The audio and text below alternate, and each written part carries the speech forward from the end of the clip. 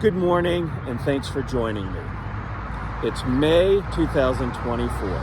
160 years ago, on May 10, 1864, Union forces and Confederate forces clashed here in Chester. I'm going to set the scene for you briefly. I am standing along the Richmond-Petersburg Turnpike, modern-day U.S. Route 1. It's essentially the same thoroughfare that existed 160 years ago today. I am looking south towards Petersburg, and behind you is Petersburg, about 9 miles. You are looking north towards Richmond. Behind me is Richmond, the state capital, and at the time, the Confederate capital. It is about 13 miles behind me. About 200 yards behind me is the east-west road, Route 10, at the time called Chester Station Road. Chester Station, which was a rail hub, is about 2 miles down Chester Station Road, or Route 10, just west of Thomasdale High School in the town of Chester. As we've talked about during the Bermuda 100 campaign, on May 5th, 1864, Federal forces under General Butler landed at Bermuda 100, which is about 5 miles to the east on Route 10, and started their campaign here as part of Grant's grand strategy to break the back of the Confederacy after 3 years of war. One of Butler's objectives was to take Petersburg. Petersburg was a major hub of both commerce and transportation and linked Richmond with the rest of the Confederacy. And on May 9th, he was amassing forces at Swift Creek, about 4 miles behind you, to do just that, to take the Confederate city of Petersburg. Unbeknownst to him, traveling up from Weldon Railroad in North Carolina was General Beauregard, who would arrive to take command of all the forces of the Confederacy in this area and give consistent leadership regarding the defenses of both Petersburg and Richmond. During the night of May 9th and into the morning of May 10th, General Butler received a telegram from Secretary of War Stanton in Washington, D.C. that indicated that General Grant and General Meade, with the Army of the Potomac, had broken General Lee's Army of Northern Virginia in Orange and Spotsylvania, and that Lee's army was in general retreat, and that Grant and Meade being able to take Richmond was imminent. Part of Butler's order was, if something like that were to happen, his Army of the James would have coordinated action with the Army of the Potomac to take Richmond. So Butler rescinded his orders and turned his forces north towards Richmond to support Grant and Meade's Army of the Potomac. Now, at the same time, around Drury's Bluff, Virginia, which is about 5 miles to the north, the Confederate forces were moving out in the early morning of May 10th to push out 2 federal forces who were here. The 67th Ohio Infantry and elements, just 2 guns of the 1st Connecticut Light Artillery. They were stationed essentially here at the crossroads and then to the west towards Chester Station with the objective to destroy that station. Now, Confederate forces left Drury's Bluff around 5:15, moving south to defeat those forces.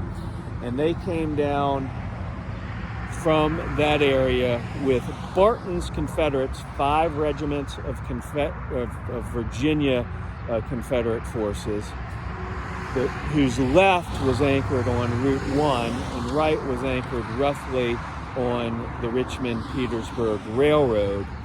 And then Gracie's Alabama regiments, 4 of those, whose right was anchored on Route 1, Richmond-Petersburg Turnpike, and left was roughly anchored on the James River as it sort of wound back and forth. So they moved south out of Drury's Bluff. And later that morning, around 7:30 or 8, they clashed with the 67th Ohio and the 1st Connecticut Light Artillery. And the 57th, 53rd, 9th, 38th, and 14th Virginia under Barton were the first to contact the federal forces. And they contacted them just beyond what is now Route 10. And the fire and smoke became heavy as those units were involved. And this was a major fight. It was a major fight like a Gettysburg or a Spotsylvania, of course not. But this was more than just a mere skirmish, as the historic marker behind me seems to indicate. Over very rough and very wooded fields, the Confederates pushed back the 67th Ohio and the 1st Connecticut Light Artillery, but neither of those broke. They were at the point of breaking, but neither broke, and they were supported in their rear by the 13th Indiana Infantry. Now, just to the east of the Petersburg Turnpike, things were different for the Union forces. The Confederate forces were able to rout the 169th New York and the 4th New Jersey Artillery, where they began to fall back. And the 4th New Jersey Artillery was able to save one of its guns, but the other gun was left for Confederate forces to capture. Now, the battle was going back and forth, and the Confederate forces were relatively spent over 5 hours of fighting and pushing the Federals back. It was an exceptionally hot day, about 100 degrees, and over rough and wooded terrain, Confederate forces became mixed up and their order of battle became a bit confused. So they had to pause around what is now Route 10 to shore up their lines and become more of an effective fighting force. But as you remember, Butler had countermanded his orders, and he had forces moving north, but by mid-morning had heard the battle and started racing north. The rest of the 1st Connecticut Light Artillery arrived with its guns to start supporting the federal forces. The 7th New Hampshire came up, moved out to the west to support the 67th Ohio and the 13th Indiana that were fought to about breaking but did not break. The 6th Connecticut came up the turnpike and essentially anchored at the intersection with Chester Station Road, and the 7th Connecticut Infantry supported what were the remnants of the broken 169th New York Infantry and the 4th New Jersey Artillery, to the point to push Confederate forces back and stop the rout. At about 3:30, both sides were spent, and a flag of truce went up to be able to collect their wounded and save their wounded from the forest fires that had started. So remember, as it's hard to completely visualize now because this area is so built up, but at the time of the battle, this was very, very wooded, and the woods had caught on fire, and soldiers who were wounded were starting to be in fear of being burned to death. So both sides, realizing that a stalemate had happened, decided to, under the flag of truce, collect their wounded and their dead and save as many people from the forest fire. Now, at that point, neither side realized that they were going to push the other to any grand tactical advantage. The federal forces withdrew down, again, what is now essentially Route 10, towards Bermuda 100 and Point of Rocks, where they had been building fortifications since the landing. So they withdrew. Confederate forces stayed essentially in this area.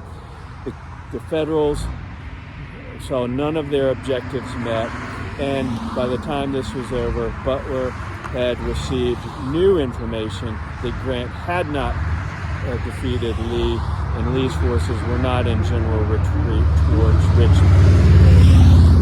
So the Battle of Chester Station, one day of battle that had about 15 regiments on either side fighting each other to an essential stalemate. At the end of the day, all told, were about 500 to 600 casualties on each side. I hope you've enjoyed this, and we'll talk about the battlefield area in another video. Thank you.